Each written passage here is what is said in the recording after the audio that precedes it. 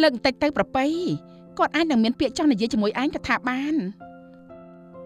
គ្មានប្រយោជន៍និយាយអ្វីនៅពេលនេះក៏លែងសំខាន់ដែរបានហើយចេស្តាប្អូនគេមិនលើកទេឈប់ខលទៅរំខានគេទៅពុកម៉ែគាត់មកដល់ហើយអូហូនោះម៉ែវាកូនស្រីយើងមកដល់ហើយខ្ញុំចាំនាងណាខ្ញុំពិតជាចង់ឲ្យនាងស្ដាប់ខ្ញុំបកស្រាយសិនមានអីចង់និយាយក៏និយាយមកចុះខ្ញុំឲ្យពេលវេលាលោករហូតដល់នារីមកដល់ខ្ញុំពិតជាមិនអាចរស់នៅដោយគ្មាននាងបានទេជាមួយមនុស្សស្រីដែលលោកស្គាល់តើបានមួយខែនេះឬលោកហ៊ាននិយាយថាមិនអាចរស់ដោយខ្វះខ្ញុំបាននេះឬសម្ដីប្រោះព្រានលោកគិតថាសម្ដីប៉ុណ្ណេះអាចបោកប្រាស់ទំនុកចិត្តខ្ញុំម្ដងទៀតឬរឿងវណ្ណៈស្នេហ៍ភាគទី6ក្រោយចេញពីធ្វើការប្រពៃដូចជាមនុស្សគ្មានព្រលឹងនៅក្នុងខ្លួនព្រោះនៅគិតរឿងដែលបានកើតឡើងពេលទៅដល់ផ្ទះភ្លាមគេបានស្ទុះទៅអោបនារី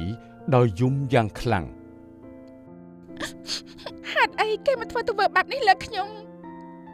តែកន្លងមកវាជាអ្វីឲ្យប្រកាសគេចង់ធ្វើអីជាមួយអារម្មណ៍របស់ខ្ញុំកន្លងមកខ្ញុំគ្រាន់តែជាតួកំប្លែងសម្រាប់គេទេមែនទេនារីគ្នាហត់ហើយគ្នាពិតជាមិនអាចទទួលយកអារម្មណ៍មួយនេះបានទេនារីដែលដូចជាទទួលយល់ពីរឿងដែលបានកើតឡើងគ្មានអាចធ្វើអ្វីបានក្រៅពីអោបលួងចិត្តសម្លាញ់នៅពេលយប់សំឡេងទូរស័ព្ទពីលេខដែលតែងតែខលមកតែខលមកលើកនេះវាមិនមានអារម្មណ៍រំភើបដូចកាលពីមុនទេលើកបន្តិចទៅប្រពៃគាត់អាចនឹងមានពាក្យចង់និយាយជាមួយឯងក៏ថាបានគ្មានប្រយោជន៍និយាយអ្វីនៅពេលនេះក៏លែងសំខាន់ដែរយើងឈឺដូចគេយកកាំបិតចាក់ចំដាំទ្រង់ទាំងរួចអញ្ចឹងគេធ្វើឲ្យយើងមានអារម្មណ៍ថាថោកខ្លាំងណាស់ធ្វើឲ្យយើងពេលនេះមើលមកខ្លួនឯងដូចជាមនុស្សស្រីម្នាក់ដែលត្រូវបានគេបោកប្រាស់ទំនុកចិត្តអញ្ចឹង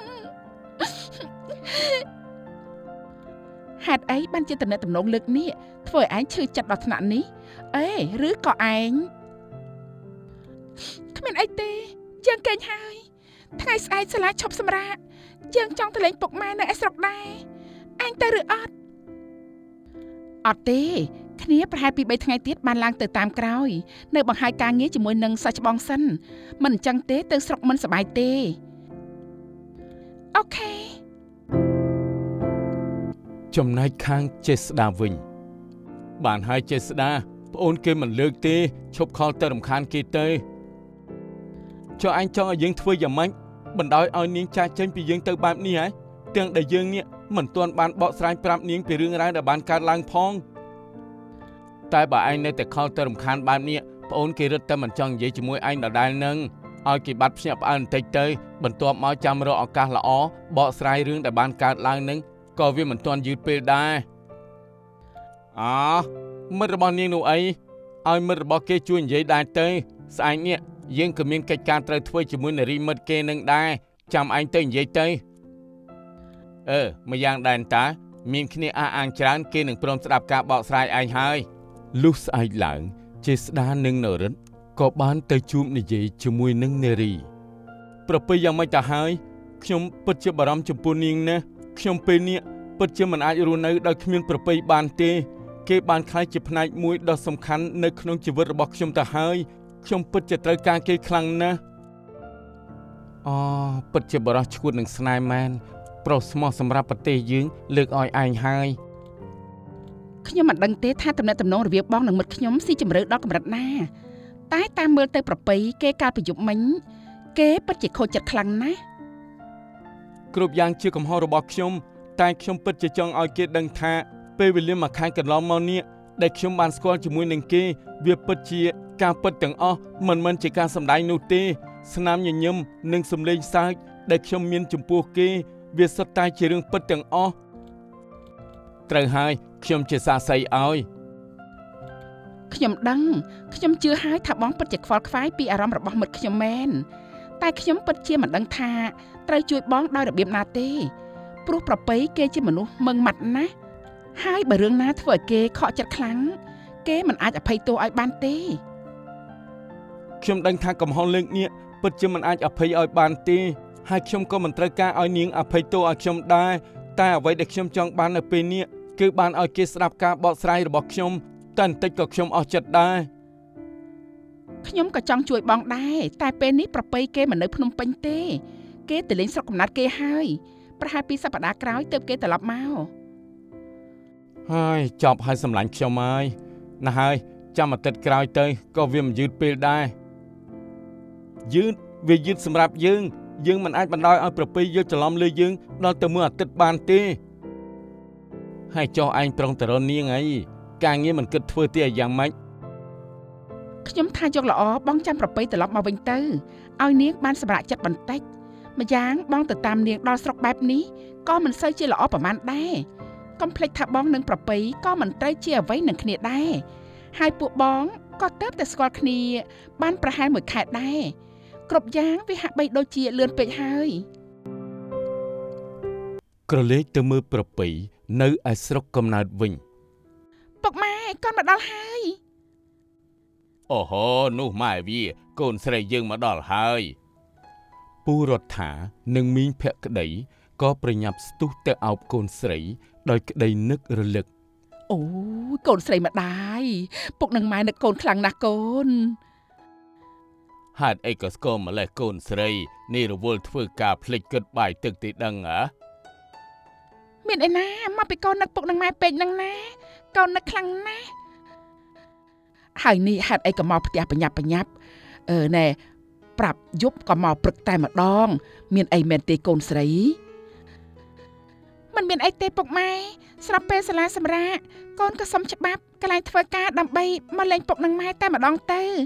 នៅទីក្រុងណាស្មុគស្មាញពេកទើបចង់មកសម្រាកនៅផ្ទះរបស់យើងដើម្បីពុកម៉ែសប្បាយចិត្ត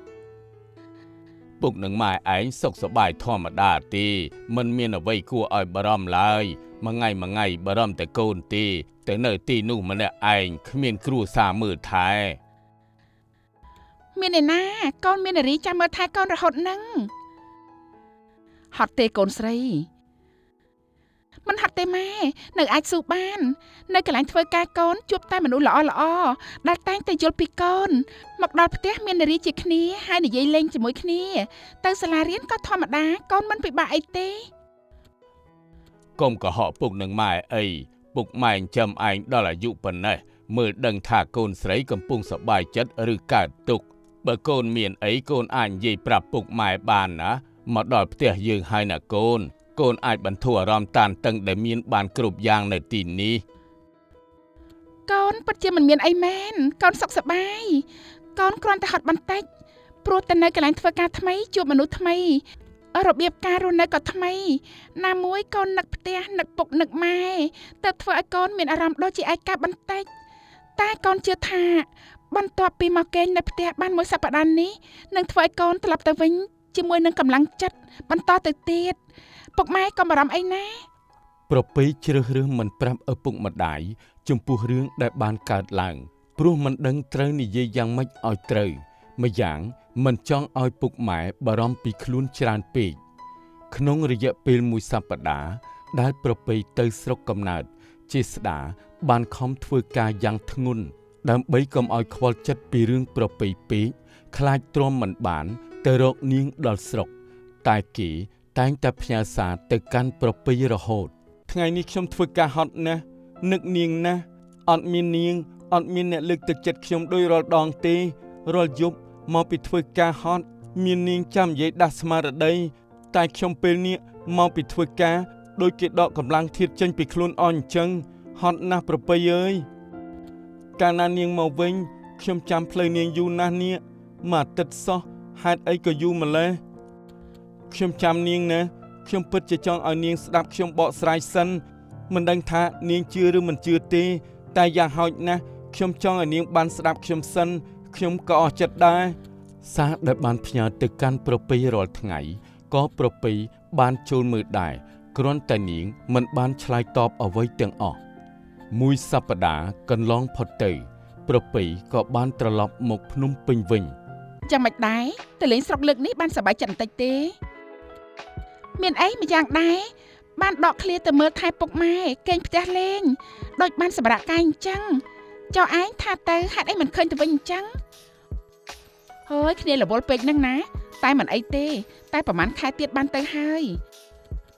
យ៉ាងម៉េចបានតាក់ទងជាមួយនឹងបងជាស្ដាខ្លះវិញអត់ទេគ្នាមិនចង់ទៅរវល់ជាមួយនឹងគេទៀតទេកន្លងមកក៏មិនមែនជាមិត្តភាពពិតប្រាកដអីដែរអញ្ចឹងហើយតាមដំណើរតែម្ដងទៅចាត់ទុកថាយើងធ្លាប់ជំពាក់កម្មគេចុះតែឥឡូវសងរួចអស់ហើយអ្វីដែលគួរផ្ដោតពេលនេះគឺការងារនិងការរៀនល្អហើយដែលឯងធ្វើចិត្តមករីករាយម្ដងវិញទៀតបានតែយ៉ាងហោចណាស់យើងចង់ឲ្យឯងស្ដាប់ការបកស្រាយរបស់គាត់ម្ដងបើយ៉ាងម៉េចត្រឡប់ទៅដូចដើមវិញឬក៏អត់ក៏មិនអីដែរកុំឲ្យមានការស្ដាយក្រោយនៅថ្ងៃក្រោយស្ដាប់ការបកស្រាយរបស់គាត់សិនទៅហើយឯងយល់យ៉ាងម៉េចគឺជារឿងបន្ទាប់ទៀតឯងថាតែមើលតើមានហេតុផលអីឲ្យយើងទៅស្ដាប់ការបកស្រាយរបស់គេម្ដងទៀតបានឈឺដល់ថ្នាក់នេះអារម្មណ៍ល្អដែលធ្លាប់មានឲ្យគ្នាក្នុងរយៈពេលដ៏ខ្លីមួយនោះវាក៏ជ្រាលជ្រៅដូចគ្នាហេតុផលវានៅលើឯងហើយថ្ងៃដែលប្រពៃត្រឡប់មកក៏ជាថ្ងៃដែលចេស្តាទន្ទឹងរង់ចាំដូចគ្នាចេស្តាគេទៅចាំថេរីនៅមុខហាងកាហ្វេរាល់ល្ងាចពេលដែលចេញពីធ្វើការដើម្បីបាននិយាយជាមួយប្រពៃចេស្តាកំពុងអង្គុយចាំដូចរាល់ដងប្រពៃក៏ដើរមកពីក្រោយចឹងម៉េចមានអីចង់និយាយក៏និយាយមកចុះខ្ញុំឲ្យពេលវេលាលោករហូតដល់នារីមកដល់ទីបំផុតនាងព្រមមកនិយាយជាមួយខ្ញុំហើយប្រពៃឲ្យខ្ញុំសុំទោសខ្ញុំដឹងថាខ្ញុំអាក្រក់ដែលយកអារម្មណ៍របស់នាងមកលេងសើចខ្ញុំទទួលស្គាល់ការគ្រាដំបូងដែលខ្ញុំបានចូលទៅរកនាងគឺគ្រាន់តែជាការភ្នាល់ជាមួយនឹងមិត្តភ័ក្តិរបស់ខ្ញុំដើម្បីបានឌីសចម្រៀងមែនតែក្រោយពេលដែលខ្ញុំបាននិយាយជាមួយនាងហើយបានស្គាល់នាងបានឃើញពីសេចក្តីល្អរបស់នាងវាបានធ្វើឲ្យខ្ញុំនេះពេញចិត្តទៅលើរូបនាងដោយមិនដឹងខ្លួនត្រឡប់មកដឹងខ្លួនម្ដងទៀតគ្រប់យ៉ាងវាមិនមែនជាការសម្ដែងទៀតទេហើយយ៉ាងម៉េចទៀតខ្ញុំពិតជាមិនអាចរស់នៅដោយគ្មាននាងបានទេជាមួយមនុស្សស្រីដែលលោកស្គាល់តែបានមួយខែនេះឬលោកហ៊ាននិយាយថាមិនអាចរស់ដោយខ្វះខ្ញុំបាននេះឬសម្ដីប្រោះព្រានលោកគិតថាសម្ដីប៉ុណ្ណេះអាចបោកប្រាស់ទំនុកចិត្តខ្ញុំម្ដងទៀតឬក្តីស្រឡាញ់ដែលខ្ញុំមានឲ្យនាងវាលឿនហួសរហូតខ្ញុំក៏មិនច្បាស់ជាមួយនឹងអារម្មណ៍របស់ខ្លួនឯងដែរអ្វីដែលខ្ញុំអាចឲ្យចម្លើយនាងបានគឺខ្ញុំរីករាយនៅរាល់ថ្ងៃដែលក្រោកមកមាននាងជាមនុស្សដំបូងដែលខ្ញុំចង់ទៅរករីករាយដែលគ្រប់ពេលខ្ញុំមានបញ្ហានាងជាមនុស្សដំបូងដែលខ្ញុំចង់ឲ្យខ្លាចជាអ្នកលើកទឹកចិត្តខ្ញុំរីករាយដែលនៅពេលយប់ខ្ញុំអាចឮសំឡេងរបស់នាងបានរីករាយនៅវត្តមានរបស់នាងចំពោះខ្ញុំអស់ហើយនៅតែកន្លងមកនាងបានគិតដូចខ្ញុំខ្លះទេអត់មានទេបន្តិចក៏គ្មានដែរត្រូវហើយលោកសម្រាប់ខ្ញុំគ្រាន់តែជាមនុស្សធម្មតាម្នាក់ដែលតាមរំខាននិងគ្រាន់តែជាកូនអ្នកមានម្នាក់ដែលអត់ប្រយោជន៍សម្រាប់ខ្ញុំលោកគ្មានអ្វីឲ្យខ្ញុំត្រូវការដល់ម្លឹងក្នុងជីវិតទេប៉ុណ្ណឹងបានហើយលោកត្រឡប់ទៅវិញទៅហើយមិនបាច់មករកខ្ញុំទៀតទេវាកាន់តែធ្វើឲ្យខ្ញុំស្អប់លោកលើសដើមនាងកុហកស្រេចតែលោកគិតជាស្ដាពេលនេះដូចគេចាប់ផ្ទះ20កំភ្លៀងអញ្ចឹងក្នុងខ្លួនពេលនេះស្រាលដូចសំឡីហាស្ដីនិយាយអ្វីក៏លែងត្រូវដែរបានត្រឹមតែដើរចេញដោយការឈឺចាប់បំផុតរវាងយើងវាគួរតែបញ្ចប់បែបនេះល្អហើយព្រោះបើបន្តទៅថ្ងៃមុខក៏គ្មានអ្វីល្អប្រសើរឡើងដែរអរគុណហើយ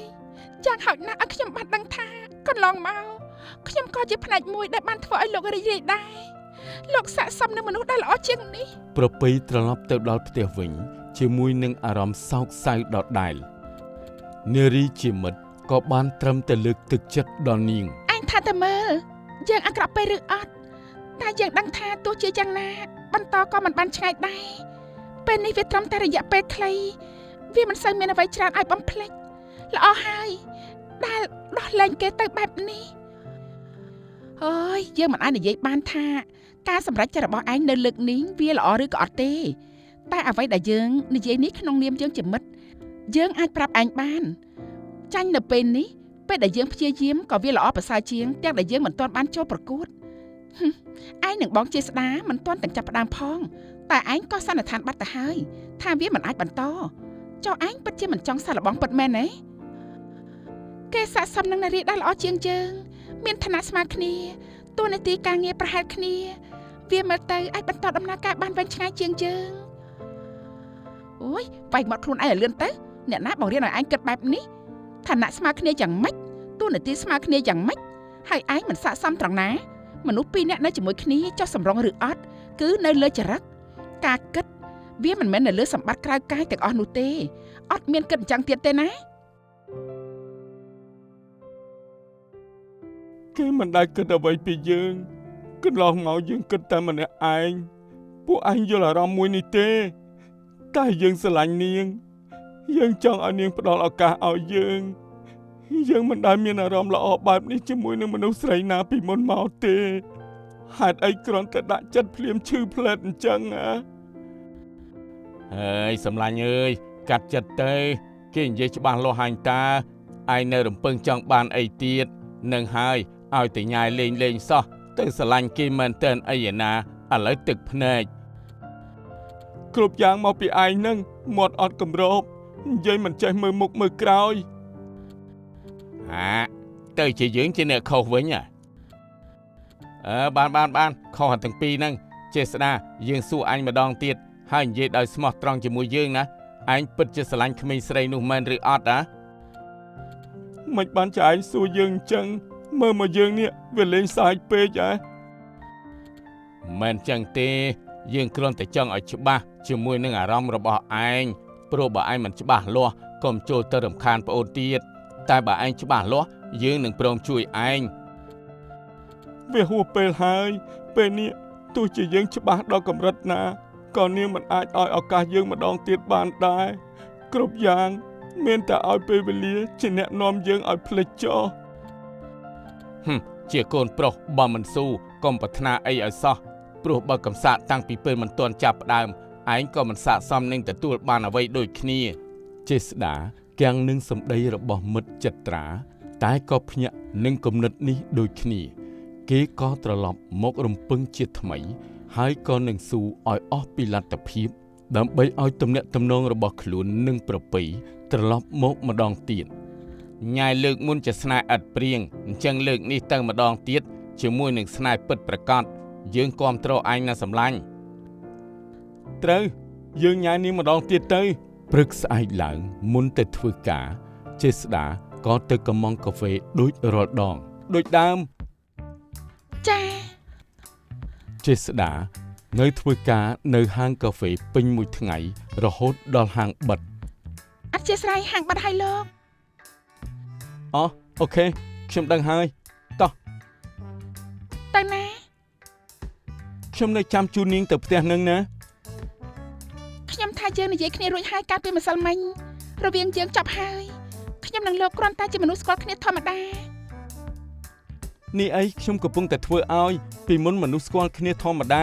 ទៅជាស្គាល់គ្នាមិនធម្មតានោះអីលោកចង់លេងអីទៀតហើយ